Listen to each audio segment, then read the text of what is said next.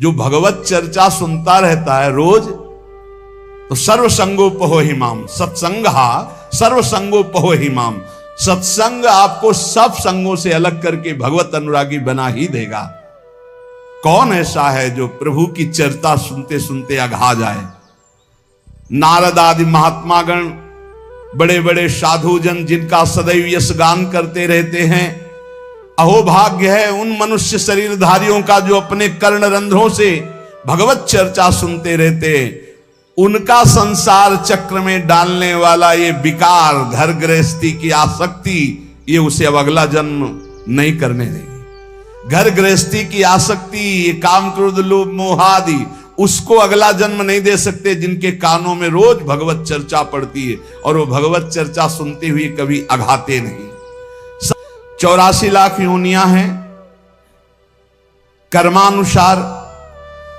इन 84 लाख योनियों में जीव भ्रमित होता है। इस योनि में एक एक योनि लाख लाख प्रकार की है।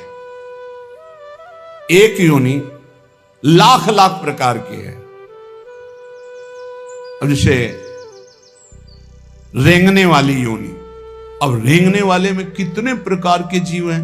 सांप हैं, खनखजूर हैं, केचुआ, कितने प्रकार के जीव हैं रेंगने वाले में। एक है जलचर, अब जल में कितने प्रकार के जीव हैं। वायु में उड़ने वाले कितने प्रकार के जीव हैं। एक एक योनि में लाख लाख योनियां, उन लाख लाख योनियों में कई कई बार जन्म। अरे बड़ा प्रपंच है, बड़ा दुर्गति है जीवों की। अन्य योनियों के साथ जो दुर्व्यवहार हो रहा है बहुत ही घृणित है। कैसे तुम्हें बता, 1.5 घंटा धीरे धीरे जला जला करके पका रहे हैं पशुओं को, फिर उन्मत्त होकर मदिरा पान करके उसका खान पान कर रहे। क्या कैसी दुर्गति जीते जीव अपनी कर रहे हैं।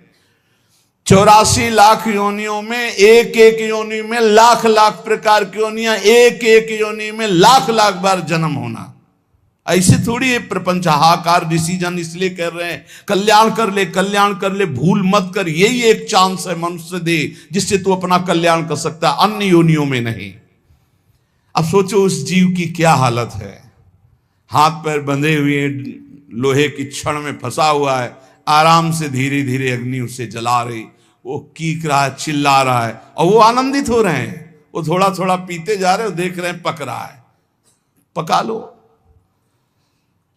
तुम्हारे तो खाने के काम में आएगा, तुम खाने के भी काम में नहीं आओगे। ऐसी तुम्हारी हालत काल करेगा, जब वो जलाएगा तो तुम खाने के काम में भी नहीं आओगे।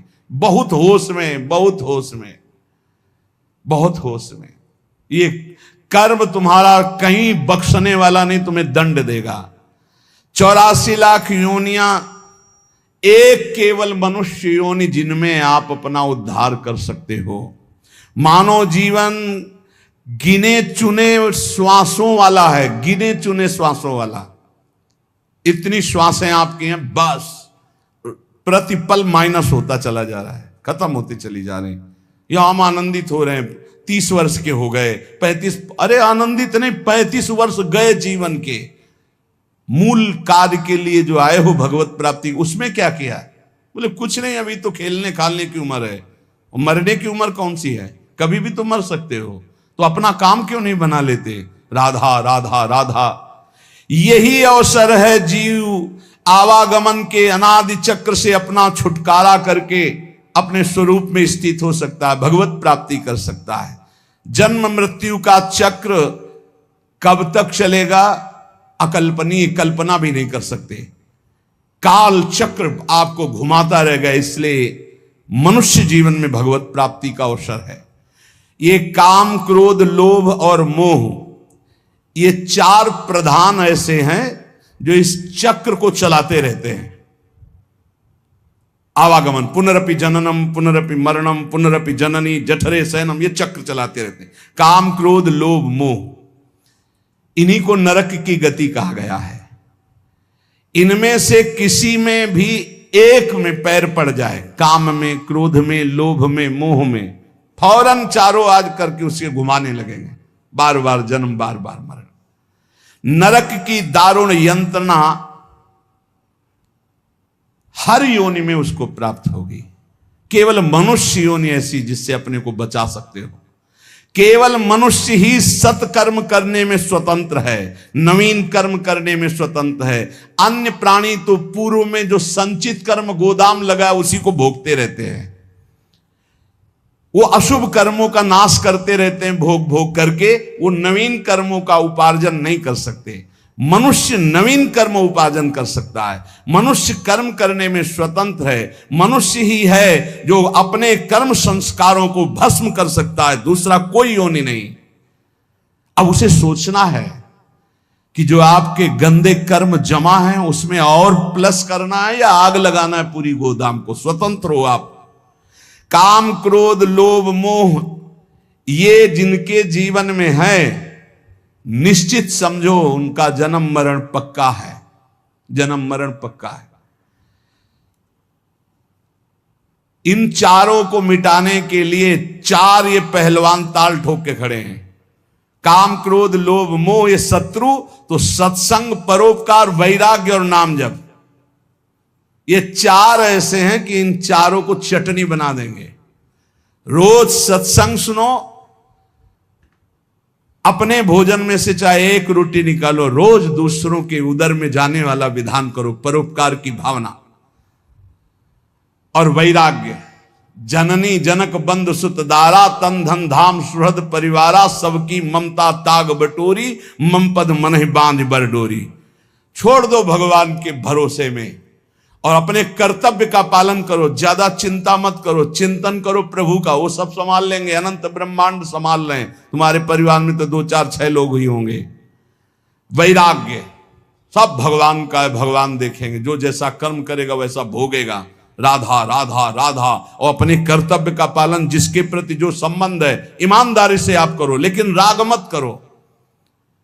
और नाम जप, सत्संग, परोपकार, वैराग्य और नाम जप, इसके द्वारा इस चक्र का नाश कर दो। काम, क्रोध, लोभ, मोह इनकी मिटिया मेट करने के लिए सामर्थ्य है ये सत्संग, परोपकार, वैराग्य और भजन। अब भगवत धाम और नरक ये 2 हैं। चयन करो तुम्हें कहां जाना है। अगर काम, क्रोध, लोभ, मोह तो त्रिविधम नरकस्येदम द्वारम नाशन मात्मना कामा क्रोधा तथा लोभा। और यदि सत्संग, परोपकार, वैराग्य, भजन तो भगवत धाम। ये 2 गतियां हैं। उपासक देख लो, अगर भगवत धाम जाना है तो इन 4 बातों को छोड़ना होगा। काम, क्रोध, लोभ, मोह, 4 बातों को पकड़ना होगा। रोज सत्संग, रोज परोपकार और सबसे अंदर से वैराग्य और खूब नाम जप। इसी के द्वारा भगवत प्राप्ति होती है। तीर्थपाद भगवान श्री हरि के जो गुणानुवाद लीला कथा है, जब कथा सुनते सुनते कथा में स्वाद आने लगे, एक एक शब्द बहुत गंभीर आनंददायक लगने लगे, तब समझ लेना चाहिए कि अब हमारे कल्याण का अवसर आ गया। भगवान की बातें बहुत प्रिय लगने लगे, भगवत चर्चा एक आनंद देने लगे। समस्त विषयों से वैराग्य उसी का होता है जो रोज सत्संग सुनता है। पर सत्संग सुनना समझ लीजिए, कल श्रोता का वर्णन हुआ था, चातक की तरह सुनना। हमारा जीवन है सत्संग, उसका मनन करना, उसको आचरण में उतरना, कि सुने बस चले गए। इतना समय तो सार्थक हुआ, पर मनन नहीं करोगे तो सत्संग का हृदय रूपी अंधकार नाश करने का जो प्रभाव है वो मनन से होता। मनन नहीं तो फिर नहीं बन पाएगा। सुन लिया, दूसरों को सुना दोगे, काम नहीं बनेगा। भगवत चरणारविंद के निरंतर चिंतन की सामर्थ्य सत्संग से प्राप्त होती है। समस्त दुखों का नाश भगवत चिंतन से होता है। जो भगवान की चर्चा को कानों से सुनता रहता है तो उसके हृदय का मोह मल नाश हो जाता है, वो वैरागी हो जाता है। वैरागी का केवल भेष से मतलब नहीं, अंदर से है। जैसे चक्रवर्ती सम्राट अम्बरीश जी वैरागी हैं। चक्रवर्ती सम्राट अवध का पूरा शासन कर रहे हैं भरत जी, लेकिन परम वैरागी। जो अनुरागी है वही परम बैरागी है, जो परम बैरागी वही अनुरागी है। मुझे तो सबसे ज्यादा वो सोचनियों में भी सोचनीय अज्ञानी पुरुष लगते हैं जो कभी सत्संग सुनने नहीं आते। पिछले पूर्व पापों के कारण उनको भगवान की कथा में सुनने में बिल्कुल रुचि नहीं है, और अगर कभी कोई उनका मित्र आदि ले भी आवे तो वो सुनना नहीं चाहते। तुम आओ, सुन के हम बाहर खड़े हैं। वो इतनी दूर खड़े हो जाएंगे कि कान में शब्द ना पड़े, और अगर कभी सत्संगियों को देखेंगे भी तो उनके दोष दर्शन करेंगे, इनका क्या सुधार हुआ सत्संग से, ये वो ऐसा। हाय हाय, बड़े शोचनीय है कि मानव देह प्राप्त करके उनको सत्संग नहीं मिला। काल भगवान ऐसी अमूल्य श्वासों को व्यर्थ में नष्ट करवा रहे हैं। उनकी वाणी दूसरे के निंदा प्रपंच गायन में, देह भोगों में, व्यर्थ के वाद विवाद, व्यर्थ की चेष्टा, व्यर्थ के चिंतन में उनका जीवन चला जाता है। इसलिए इस लोक में तुम केवल धर्म का आचरण करते हुए ही अर्थ का सेवन करो, भोगों को भगवद अर्पित करके परम पुरुषार्थ भगवान की प्राप्ति का उपाय करो, वही मनुष्य जीवन श्रेष्ठ है। यस्य संसारिणी प्रज्ञा धर्मार्थ वनुवर्तते, धर्म पूर्वक अर्थ कमाओ, पाप का पैसा नहीं। खूब भगवान नाम जब, भगवत कीर्तन, ये परम पुरुषार्थ है, इसी से भगवत प्राप्ति हो जाएगी, और ज्यादा प्रपंच करने की जरूरत नहीं। क्षमावशी कृतिर्लोके क्षमया किम न साध्यते, शांति खड्गः करे यस्य किम करिष्यति दुर्जना। जब तुम धर्म मार्ग में चलोगे तो दुर्जन लोग तुम्हें परेशान करेंगे। तुम्हारे पास ढाल और तलवार है जैसे, तो शत्रु को परास्त कर दोगे, उसके वार को सह लोगे। तो ढाल क्या है? क्षमा। आपको जब कोई गाली दे, अपमान करे, तो अपने भजन को बचाने के लिए क्षमा रूपी ढाल का प्रयोग करो। और दुर्जन जब प्रहार करते हैं, निंदा करते हैं, अंदर से बाहर से, अंदर से काम क्रोध आदि, तो शांति रूपी तलवार से काट दो। शांत रहो, चुप रहो, क्षमा कर दो। क्षमा रूपी ढाल, शांत रूपी तलवार, इससे आप क्रॉस करते हुए चले जाओगे भगवत मार्ग में आगे। स्वर्ग के देवता, बड़े बड़े देवता जिसको नमस्कार करते हैं, वो कौन सा पुरुष होता है? बोले वो दो प्रकार के होते हैं।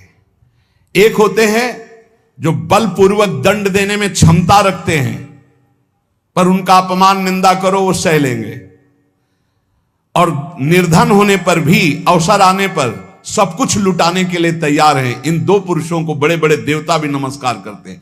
गरीब होने पर भी दान देने का उत्साह, और बलवान होने पर भी सहनशीलता। दूसरे के द्वारा किया हुआ निंदा अपमान आदि मौन होकर सह लेते हैं, यद्यप सामर्थ्य उनमें दंड देने की है। गरीब होते हुए भी दूसरों को खिलाने पिलाने, दान देने का उत्साह, इन दो को बड़े बड़े देवता भी नमस्कार करते हैं।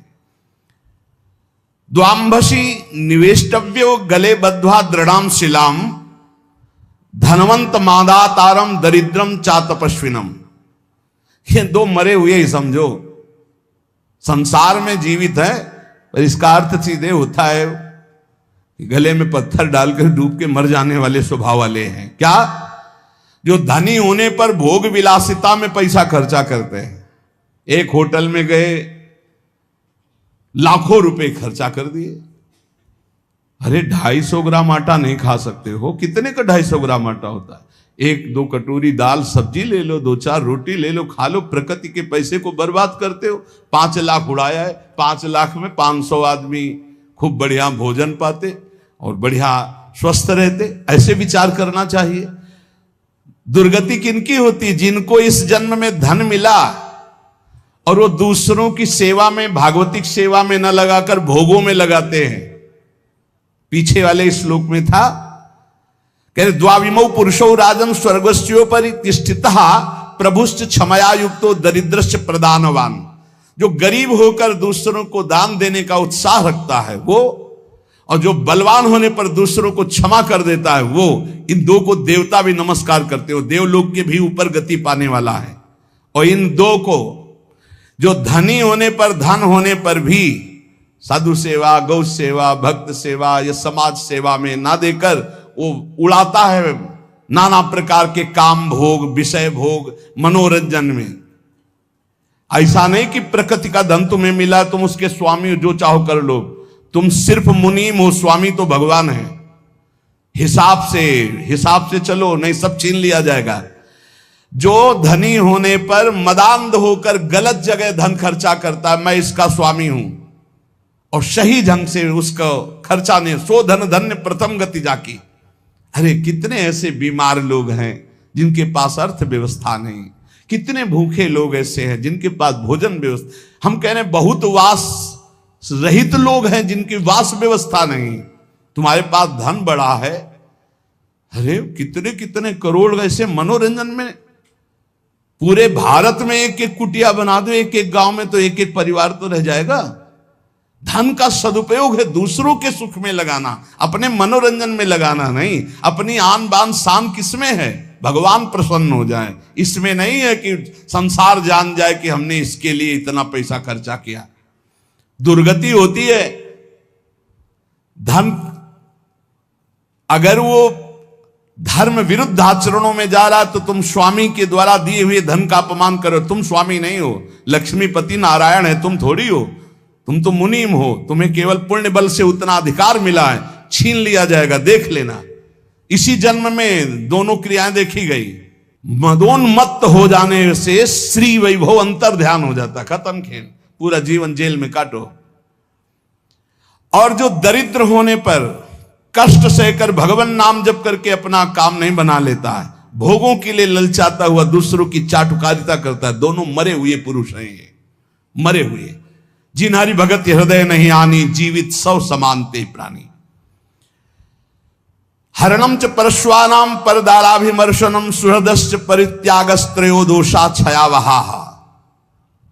महान धर्मावतार भगवान की परम प्रेमी विदुर जी, ये जो दूसरे को फुसला कर या जबरदस्ती या किसी भी प्रभाव से दूसरे की संपत्ति का अपहरण करते हैं, या मित्र की पत्नी या व्यवहार बनाकर या प्रलोभन करके दूसरे की स्त्री के साथ सहवास करते हैं, और जो अपने मित्र के साथ दगाबाजी, धोखाबाजी, सुहृदों का परित्याग करते हैं, इनको निश्चित दुर्गति प्राप्त होती है। ध्यान से सुन लो, यही निर्णय करने वाले हैं। धर्मराज का सीधा अवतार विदुर जी हैं और धर्म का अंशावतार युधिष्ठिर जी हैं। सीधा धर्मराज ही आए हैं विदुर जी के रूप में। वही कह रहे, हरणम च परश्वानाम परदाराभिमर्शनम, में बहुत बड़ा पाप है अपनी भागवतिक पद्धति से स्वीकार की हुई अर्धांगिनी के सिवा किसी माता बहन की, वो तुम्हारी दुर्गति कर देगा, या अपने पति के सिवा किसी और, वो तुम्हारी दुर्गति कर देगा। परदाराभिमर्शनम, आयु क्षीण हो जाती है, श्री क्षीण हो जाती है। आपको लगता है, कहते हैं कुछ लोग ऐसा कहते हैं कि आप जो जो वर्णन करते हो सब उसमें बड़े मौज से है। तुमको बताया है आखिरी इच्छा पूर्ति की जाती मरने वाले की। इनकी आखिरी इच्छा है तुम अजर अमर तो हो नहीं तो देख लेना इनकी क्या गति होगी। भैया 2-4 बार डकैती से सफल हो गया तो लाखों रुपया उड़ा रहा, तुम कह रहे हो बड़े मौज में। और जिस दिन पकड़ा जाएगा ना, और फिर जब दंड उसको मिलेगा, तब आप देखने नहीं जाओगे कि उसको क्या क्या दंड मिलता है। ऐसे ही जब यमपुरी में जीव जाता है यहां से कर्म करके, तो शास्त्रों में पढ़ो, तुम्हें शास्त्रों तक पहुंच नहीं और विश्वास नहीं तो तुम मानते नहीं हो कि नरक है। जो दूसरे का धन अपहरण करता है, दूसरे की स्त्री का संसर्ग करता है, मित्र बना करके, व्यवहार बना करके पराई स्त्री के साथ सहवास करता है या पराय पुरुष से सहवास करता है, जो अपने सुहृद मित्र को धोखा देता है, परित्याग करता है, ये सब नरक जाने वाले पाप हैं। भक्तम च भजमानम च तवास्मीति च वादिनम त्रिनेतात शरणम प्राप्तान विस्मेपि न संत्यजे। जो तुम्हारा भक्त हो, तुम्हारी सेवा में रहा हो और एक बार हृदय से कह दिया कि मैं आपकी शरण में हूं, ऐसे 3 प्रकार के मनुष्यों के संकट आने पर पूर्ण रूप से सहयोग करना चाहिए। गृहस्थ में अपने कुटुंब में जो सबसे बूढ़ा हो उसको सबसे पहले भोजन देना चाहिए, धर्म का आदेश है। यहां बहू और लड़का कॉफी और समोसा और चाय छान रहे हैं और बूढ़े टुकुर टुकुर हेर रहे हैं। अगर कुछ कहें भी तो डांट देंगे, तुम्हें घरे में तो रहना है, बना लेना चाय पी लेना, हमें ऑफिस जाना है। और ज्यादा बात किए तो 2-4 थप्पड़ मार दिए माँ के पिता के।